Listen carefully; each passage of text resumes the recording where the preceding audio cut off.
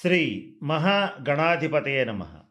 ఈరోజు మనం జూన్ 2వ తేదీ 2026వ సంవత్సరంలో శ్రీ పరాభవనామ సంవత్సరానికి రాజైనటువంటి గురుడు తన యొక్క ఉన్నతమైన ఉచ్చస్థానమైనటువంటి కర్కాటక రాశిలో ప్రవేశించి సంచరించడం వల్ల ద్వాదశ రాశుల వాళ్ళకి ఎటువంటి ఫలితాలు రాబోతున్నాయి.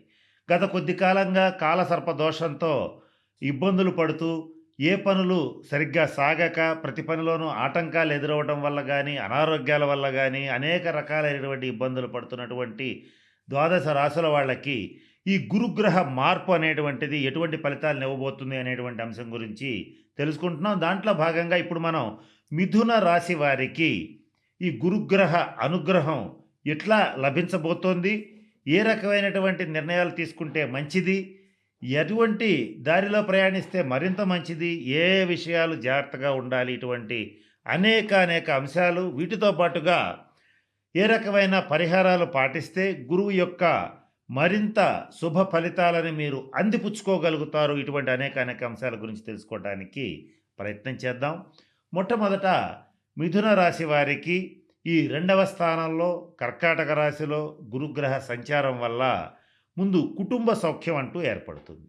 గత కొద్ది కాలంగా కొన్ని నెలలుగా కుటుంబంలో భేదాభిప్రాయాలతో, కనబడని చికాకులతో, కనబడని భేదాభిప్రాయాలతో కూడినటువంటి ఒక యుద్ధ వాతావరణం నుంచి మీకు జూన్ 2 నుంచి మొట్టమొదట మంచి రిలీఫ్ అంటే విముక్తి లభిస్తుంది.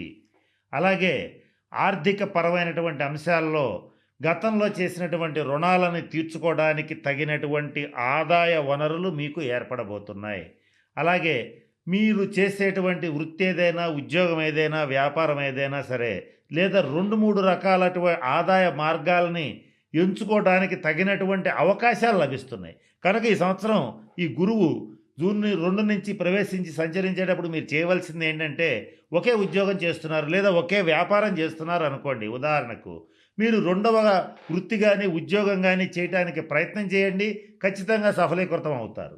ఇది గురువు మీకు ఇచ్చేటువంటి ఒక మంచి అవకాశం కింద తీసుకోండి. మరొక ముఖ్యమైన విషయం ఏంటంటే, సహజ సిద్ధంగానే మంచి వాక్ పటిమ, వాక్ చాతుర్యం ఉన్నటువంటి మిథున రాశి వారికి ఈ గురువు యొక్క అనుగ్రహంతో మీ మాటే శాసనంగా మారుతుంది.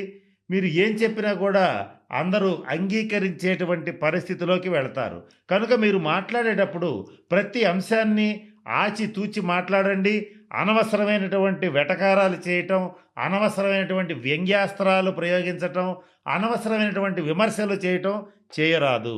పూర్తి స్థాయి పాజిటివ్ దృక్పథంతో, సానుకూల దృక్కోణంతోనే ప్రతి సమస్యని చూడండి. చూడటం వల్ల మీకు ఈ గురువు యొక్క అనుగ్రహం లభిస్తుంది. కొంచెం వంకరగా ఆలోచించినా, వంకరగా మాట్లాడినా పాపగ్రహాల శుభఫలితాలు ఇస్తాయేమో కానీ శుభగ్రహాల శుభఫలితాలు ఇచ్చే అవకాశం ఉండదు. కనుక మీరు పాజిటివ్ దృక్పథాన్ని అలవర్చుకోండి, పాజిటివ్గానే మాట్లాడండి. తద్వారా మీ యొక్క వాక్కుకి బలం పెరుగుతుంది. తద్వారా మీకు మంచి సపోర్ట్ అనేటువంటిది బంధుమిత్రుల్లో కానీ, అలాగే మీ చుట్టుపక్కల ఉన్నవాళ్ళ నుంచి కానీ, సమాజంలో పలుకుబడినటువంటి ప్రముఖ వ్యక్తుల నుంచి కానీ మీకు తప్పనిసరిగా లభించి తీరుతుంది. కనుక మీరు ఈ గురువు అనుగ్రహాన్ని పొందాలంటే ఎక్కడ నెగ్గాలో, ఎక్కడ మీది పైచేయి అనిపించుకోవాలో అనేది కాకుండా, ఎక్కడ తగ్గాలో, ఎక్కడ జాగ్రత్తగా ఉండాలో అనేటువంటి అంశం మీద పూర్తి స్థాయి ఫోకస్ పెడితే మీరు ఈ గురువు యొక్క గ్రహ సంచారంతో తిరుగులేని శక్తిగా మరి మీరు అవతరించి తీరతారని చెప్పడంలో ఏమాత్రం సందేహం లేదు. ఇకపోతే ఈ గురువు యొక్క అనుగ్రహంతో ఈ మిథున రాశి వారికి గతంలో ఉన్నటువంటి శత్రువులు ఎవరైతే ఉంటారో వాళ్ళు కామ్డౌన్ అయిపోతారు. మీ జోలికి వెళ్లకుండా ఉండడం మంచిది అనేటువంటి స్థితికి మారిపోతారు. ఇక మిమ్మల్ని టచ్ చేయడం వల్ల వాళ్ళకే ఇబ్బంది కలుగుతుంది, వాళ్లకున్న మైలేజే దెబ్బతింటుంది అనేటువంటి అంశాన్ని తెలుసుకుంటారు. తద్వారా మీకు శత్రు పీడ, శత్రు బాధ అనేటువంటిది తగ్గిపోతుంది. ఇక మరొక ముఖ్యమైనటువంటి అంశం జరగబోయేది ఏమిటంటే, రుణాలను తీర్చుకోగలుగుతారు. మీరు గతంలో ఏ రుణాలైతే ఈ మన వల్ల కాదురా బాబు తీర్చలేమనుకున్నారో వాటిని తీర్చుకోవడానికి తగినటువంటి అన్ని రకాల మార్గాలు మీకు ఎదురుగా కనపడతాయి. వాటిని వెతికి పట్టుకుని ముందుకు వెళ్ళటంలో ఇక మీదే లేటు. అటువంటి పరిస్థితులు మీకున్నాయి. ఇకపోతే రా పాత బాకీలు ఇవి రావు. ఇక వీడి దగ్గర నుంచి మనకు ఆ డబ్బు వచ్చే ప్రసక్తే లేదనుకున్నటువంటి డబ్బు కూడా మీ చేతికి వచ్చే అవకాశం ఉంటుంది.